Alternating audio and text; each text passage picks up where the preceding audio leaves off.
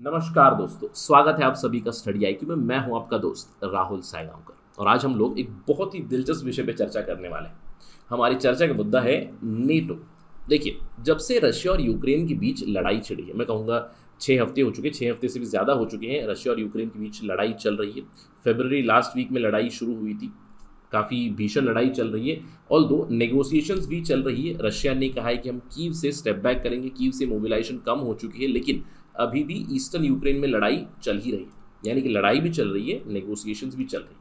उसके ऊपर तो हम लोग चर्चा करते रहेंगे। जब भी कोई डेवलपमेंट आएगी तो will discuss about that for sure. लेकिन जब से लड़ाई छिड़ी है तब से सभी के दिमाग में एक सवाल है, कौन इस लड़ाई के लिए जिम्मेवार है? Is it Russia? क्या पुतिन जिम्मेदार है इस पर्टिकुलर लड़ाई के लिए? क्या वोल्दोमिर जेलेंस्की है? जब मैं वोल्दोमिर जेलेंस्की कहूँगा तो हम लोग कह सकते हैं क्या नेटो रिस्पॉन्सिबल है इसके लिए? क्योंकि देखिए, सारा जो मुद्दा है, मसला है, वो नेटो से ही शुरू होता है। क्यों? क्योंकि जनवरी 2021 में वोल्दोमिर जेलेंस्की ने रिक्वेस्ट की थी तो United states president Joe Biden कि हमें, यानी कि यूक्रेन को आप नेटो का भाग बनाएं। यानी कि नेटो की मेंबरशिप को लेकर ही एक युद्ध, एक रीज़न है जिसकी वजह से युद्ध शुरू हुआ है। तो आज हम लोग बात करेंगे नेटो के बारे में। आज हम लोग समझेंगे नेटो के बारे में। क्या नेटो एक इंस्टीट्यूशन ऑफ पीस है?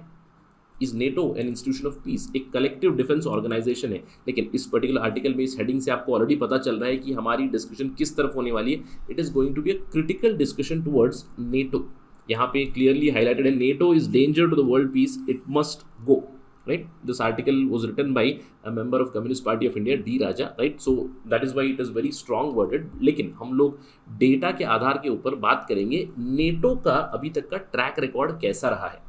नेटो की जो भी मिलिट्री इंटरवेंशन हुई है, अब अभी फिलहाल तो NATO is not directly involve, लेकिन नेटो की वजह से लड़ाई चल रही है यूक्रेन में। लेकिन नेटो पहले बहुत सारे मिलिट्री एंगेजमेंट्स में ऑलरेडी एम्ब्रॉयड था। तो क्या उसका नतीजा रहा है? Is NATO an institution of peace? अगर इंस्टीट्यूशन ऑफ पीस नहीं है, then should it go? Are they contributing towards world peace और are they hampering United Nations? इसके ऊपर हमारी चर्चा चली। To get to know all that information, मेरे साथ बने रहिए स्टडी आईक्यू पे अंत तक।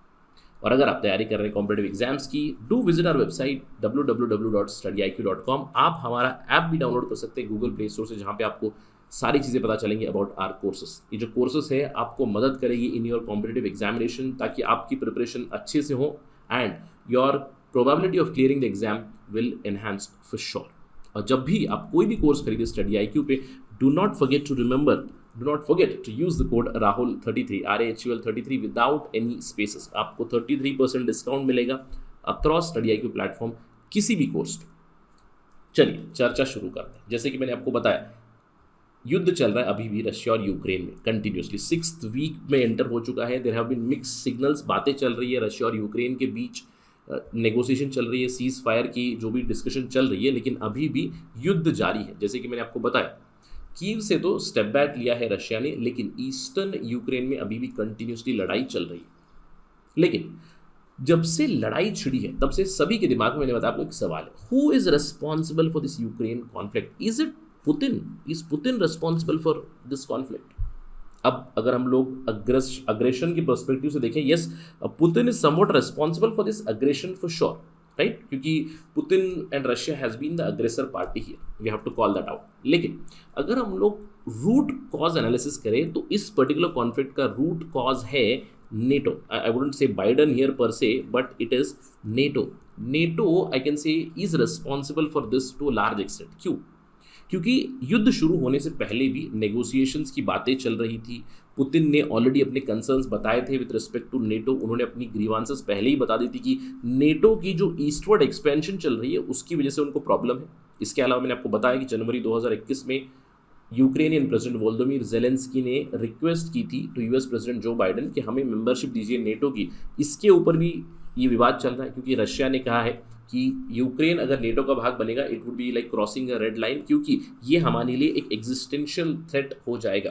क्योंकि नेटो अभी पूरा एकदम पड़ोसी बन जाएगा। ऑफ कोर्स नेटो छोटे छोटे देशों में ऑलरेडी प्रेजेंट है, एस्टोनिया, लैटविया, लिथुआनिया में, लेकिन यूक्रेन एक बहुत बड़ा एंट्रेंट बनता नेटो के लिए। इसको रोकने के लिए रशिया ने ये एक्शन ली है।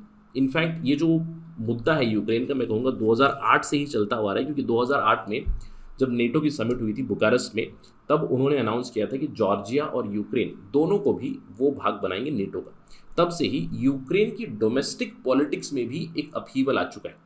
Pro Russian president, anti Russian president, pro Russian president, anti Russian president, इस तरह की चीज़ें चलती रहती है। और अभी Volodymyr Zelensky is of course anti Russian, that's why he asked for NATO membership, जिसकी वजह से जंग छिड़ चुकी है। तो अब हम लोग यहाँ पे बात करते हैं कि is NATO responsible for it, although NATO is not directly involve in this particular conflict, but there are certain issues कि नेटो का अभी तक का ट्रैक रिकॉर्ड कैसा रहा है। NATO is it an institution of peace और is it an institution of chaos basically. अगर हम लोग नेटो की बात करें, नेटो का जो जन्म हुआ या फिर नेटो की शुरुआत हुई, उसकी हिस्ट्री है इन द कोल्ड वॉर। अब कोल्ड वॉर में एक तरफ था यूनाइटेड स्टेट्स ऑफ अमेरिका, दूसरी तरफ था यूएसएसआर, राइट। दोनों के बीच एक कंपटीशन जरूर चल रहा था। देखिए, कभी इन्होंने डायरेक्ट लड़ाई नहीं लड़ी है, प्रॉक्सी वॉर्स बहुत सारे लड़े हैं, तो इसीलिए इन्होंने अपने अपने गुट बनाए। अब आपको ध्यान देना है, NATO United States led bloc है। अब यहाँ पे आप नेटो की बात करोगे, North Atlantic Treaty Organization, Eurocentric organization कहते हैं यूरोप की सिक्योरिटी के लिए। क्यों? क्योंकि यूएसएसआर का डर था, यूएसएसआर की तरफ से कम्युनिज्म स्प्रेड होने का डर था towards eastern Europe and later on towards western Europe also. इसकी वजह से नेटो बना। अब इसका काउंटर यूएसएसआर ने उस समय पे बनाया वॉर्सो पैक्ट, राइट। तो ये तो हिस्ट्री है कोल्ड वॉर की जो हम सब जानते हैं। लेकिन नेटो जब बना 1949 में, ये एक कलेक्टिव डिफेंस ऑर्गेनाइजेशन बना। कलेक्टिव डिफेंस मतलब सिंपल सी चीज़ है, एक गुट है। यानी कि इस ग्रुप में क्या चलता है, अगर कलेक्टिव डिफेंस का पार्ट है, नेटो का जो भी देश पार्ट है, कोई भी देश, दूसरा देश अगर नेटो के मेंबर को हानि पहुंचाने की कोशिश करेगा या फिर कोई थ्रेट करेगा, तो सभी लोग मिलकर एक्शन लेंगे। इसीलिए इंटर गवर्नमेंटल मिलिट्री अलायंस जो 1949 में बना था, यानी कि किसी एक मेंबर में भी अटैक हो तो सब लोग मिलकर हम लोग रिटेलिएट करेंगे। ये इनकी पॉलिसी है बेसिकली, राइट। अब शुरुआत में जब बना था तो ये 12 देश थे और इन्होंने अपना हेडक्वार्टर बनाया ब्रसल्स इन बेल्जियम। लेकिन अगर हम लोग नेटो के ट्रैक रिकॉर्ड की बात करें, मैंने आपको बताया 1949 में बना। 1949 से लेकर एक मिलिट्री अलायंस, क्या कोई मिलिट्री इंटरवेंशन कर चुका था टिल 1990? अगर आप नेटो की वेबसाइट पे जाएंगे, फ्रॉम द ईयर 1949 टिल 1990, आप सरप्राइज हो जाएंगे कि in these years NATO was not involved in a single military engagement. Please remember this. Of course, बहुत सारे military exercises हुए थे, क्योंकि military alliance है तो military exercises तो होंगे। Fundamentally ये बना था ताकि military aggression के खिलाफ deterrent बने towards USSR itself, right? लेकिन they were not involved in a single military engagement before 1990. लेकिन 1990 के बाद क्या हुआ? हम जानते हैं कि 1991 में यूएसएसआर डिसइंटीग्रेट हुआ, उसके बाद धीरे धीरे वो एक्सपैंड करना शुरू कर गए। तो during cold war itself, cold war के एंडिंग टाइम में, मैं कहूँगा इन द मिड 1980s, जब यूएसएसआर धीरे धीरे वीक हो रहा था, मिखाइल गोर्बाचेव जब प्रेसिडेंट बने यूएसएसआर के, तो उनकी बातचीत शुरू हो गई थी रोनाल्ड रेगन से, दूसरे वेस्टर्न लीडर से, राइट। तो उन्होंने प्रॉमिसेस ली थी फ्रॉम द नेटो ब्लॉक कि वो ईस्ट की तरफ एक्सपैंड नहीं होंगे। शुरुआती दौर में 12 मेंबर्स थे, लेकिन उन्होंने इस प्रॉमिस को ब्रेक किया और आज 30 मेंबर्स हैं। और स्ट्रेंजली जब 1991 में यूएसएसआर का डिसइंटीग्रेशन हुआ तो वॉर्सो पैक्ट तो खत्म हो गया, और ये जो वॉर्सो पैक्ट के सारे मेंबर्स थे वो आज सारे के सारे नेटो के मेंबर्स हैं। तो नेटो ने प्रॉमिसेस ब्रेक की, ये भी एक रीज़न है आज की लड़ाई का। और नेटो ने देखिए कंटिन्यूसली एक्सपेंशन की है टुवर्ड्स ईस्टर्न यूरोप, यानी कि जो भी पहले यूएसएसआर के स्पीयर ऑफ इन्फ्लुएंस थे उन सब को उन्होंने भाग बनाया है नेटो का। इसी की वजह से पुतिन हैज़ बिकम अग्रेसर एज ऑफ नाउ। अब जैसे कि मैंने आपको बताया कि 1990 से पहले तो नेटो का कोई मिलिट्री एंगेजमेंट नहीं हुआ, कोई लड़ाई नहीं हुई, मिलिट्री एक्सरसाइजेस हुए लेकिन मिलिट्री एंगेजमेंट, डायरेक्ट इन्वॉल्वमेंट कहीं पे नहीं हुई। लेकिन 1990 के बाद नेटो ने बहुत सारे मिलिट्री ऑपरेशंस किए, और इन मिलिट्री ऑपरेशंस में भी या फिर मिलिट्री इंटरवेंशंस में भी इनका ट्रैक रिकॉर्ड कुछ अच्छा नहीं रहा। अगर हम लोग बात करें उनकी military intervention, operation S guard था 1991 में कुवैत इराक में, बोस्निया हर्जेगोविना में वो इन्वॉल्व थे 1992 में। उसके बाद कोसोवो मामले में, कोसोवो सर्बिया की भी जो इशू था उसमें भी वो लोग इन्वॉल्व हुए थे, again as a peacekeeper. और बहुत सारे जो ऑपरेशन है, NATO was again I would say in alliance with United Nations, यानी कि यूनाइटेड नेशंस सैंक्शन ही ये ऑपरेशंस थे। कई सारे, जैसे कि इराक में भी जब वो घुसे थे, नेटो ट्रेनिंग मिशन हुआ था 2003-2004 में, इराक के ऊपर अटैक हुआ था। अफगानिस्तान में तो हम लोगों को पता है कि इन्वॉल्व है वो 2001 से ही, यानी कि 2001 में जब अटैक हुआ, टेररिस्ट अटैक, उसके बाद से ही NATO forces are involve there. इसके अलावा सोमालिया में इन्वॉल्व है, लीबिया में इन्वॉल्व है, इतने सारे मिलिट्री इंटरवेंशंस हुए, राइट। अब इसमें नेटो का ट्रैक रिकॉर्ड क्या रहा है, right? What has been the track record of NATO? Have they been an institution of peace? They have not been. अगर हम लोग बात करें, डिस्ट्रक्शन और इंस्टेबिलिटी हो चुकी है, जहां पे भी नेटो अपनी फुटप्रिंट छोड़ चुका है, जहां पे भी नेटो इन्वॉल्व हुआ है, वहां पे केवल डिस्ट्रक्शन ही छोड़ चुका है। बहुत सारे उदाहरण है। कोसोवो में इनकी इन्वॉल्वमेंट, 11 हफ्ते का ये वॉर था, 11 ये लोग इन्वॉल्व हुए, बहुत सारी बॉम्बिंग हुई, 500 सिविलियंस मारे गए कोसोवो इंसिडेंट। इनफैक्ट नेटो की बॉम्बिंग में एक चाइना की एम्बेसी भी डिस्ट्रॉय हो गई थी, बहुत ही बड़ा इंसिडेंट बना था, ये इंटरनेशनल इंसिडेंट हुआ था। अफगानिस्तान के बारे में मुझे बताने की ज़रूरत नहीं, राइट? 2001 में ये लोग अफगानिस्तान में गए थे, 2020 में ये लोग बाहर निकले। जब मैं नेटो फोर्सेस करूंगा, प्रेडोमिनेटली यूएस फोर्सेस भी आप उसको टर्म यूज़ कर ही सकते हैं, राइट? तो अफगानिस्तान में इन्वॉल्व हुए, कितने लोगों की डेथ हुई? 1,76,000 डेथ्स। कितने सिविलियंस मारे गए? 46,000 से भी ज़्यादा सिविलियंस मारे गए according to the cost of war project.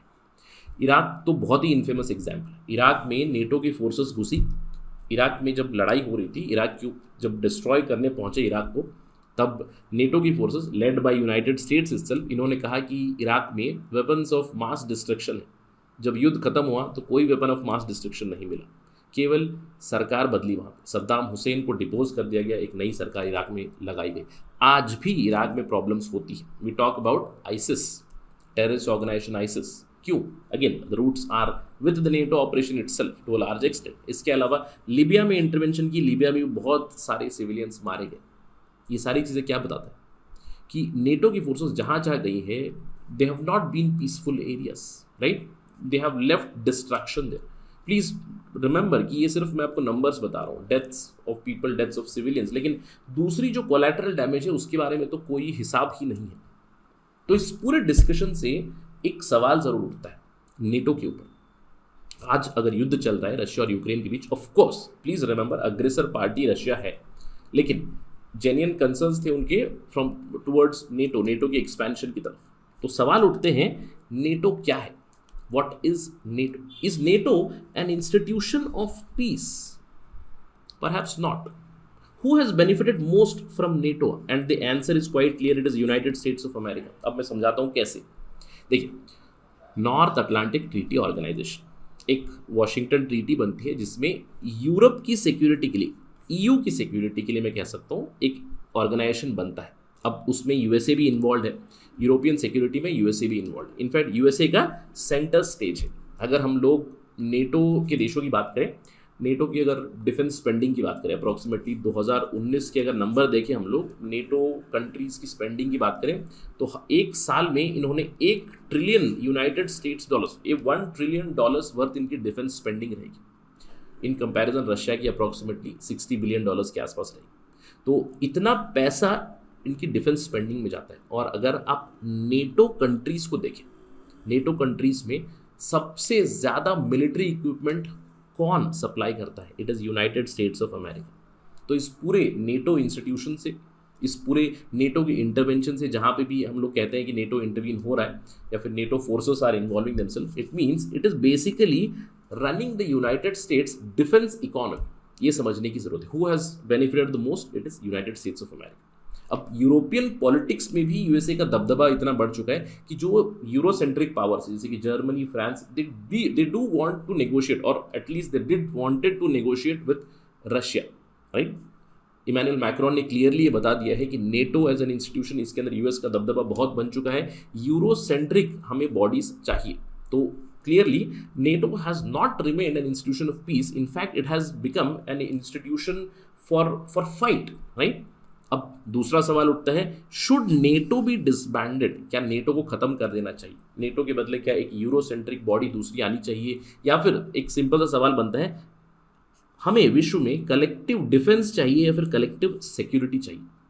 देखिए, जवाहरलाल नेहरू ये ऑलरेडी मेंशन कर चुके हैं कि collective defence is actually a threat to collective security. अब यहाँ पे आपको समझना इन दोनों टर्म्स के बीच डिफरेंस क्या है। कलेक्टिव सिक्योरिटी का मतलब है सब लोग मिलकर, पूरे विश्व में सब लोग मिलकर एक्शन ले। अब कलेक्टिव सिक्योरिटी आपको मिलती है फ्रॉम यूनाइटेड नेशंस, मतलब विश्व में शांति रखनी है, इंटरनेशनल पीस मेंटेन करनी है तो यूनाइटेड नेशंस को रोल अदा करना पड़ेगा। लेकिन यहाँ पे collective defence organization NATO is playing role. Collective defence का मतलब क्या है, नेटो क्या है? नेटो एक गुट है, कुछ देशों का गुट है जो एक मिलिट्री अलायंस है, दूसरों के खिलाफ वो मिलिट्री एक्शन लेते हैं, यानी कि जो भी उनके खिलाफ अग्रेशन दिखाएगा उनके खिलाफ वो एक्शन लेते हैं। तो it is like a gang, NATO is like a gang which takes military actions against other parties. तो इसीलिए collective defence is always a threat to collective security. अब आप मुझसे आर्ग्यू कर सकते हैं कि सर नेटो कुछ तो कर रहा है, यूनाइटेड नेशंस तो कुछ नहीं कर रहा है। Then the problem here is with these international organizations, इन्हें रिफॉर्म करने की जरूरत है। Always remember collective security models are much better than collective defence. क्यों? सिंपल सी चीज़ है, आज नेटो कलेक्टिव डिफेंस ऑर्गेनाइजेशन बना है, पहले वॉर्सो था समझ लीजिए, अभी in fact NATO is an organization, CSTO collective security treaty organization का मैं उदाहरण दे सकता हूँ। रशिया लेड ऑर्गेनाइजेशन है जिसमें बेलारूस भी भाग है, राइट। तो अगर कलेक्टिव डिफेंस मॉडल्स रहेंगे तो एक कलेक्टिव डिफेंस मॉडल दूसरे के साथ कंटिन्यूसली लड़ाई करता रहेगा, इसमें विश्व शांति कहाँ मिलेगी? So collective security models are always better than collective defence. So this brings us to a question, should NATO be disbanded? Again, NATO might not be disbanded, but do let me know your thoughts about this, that whether NATO is an institution of peace or it is an institution of more and more chaos in this particular world. That is it right now in this discussion. Thank you for watching this. Jai Hind.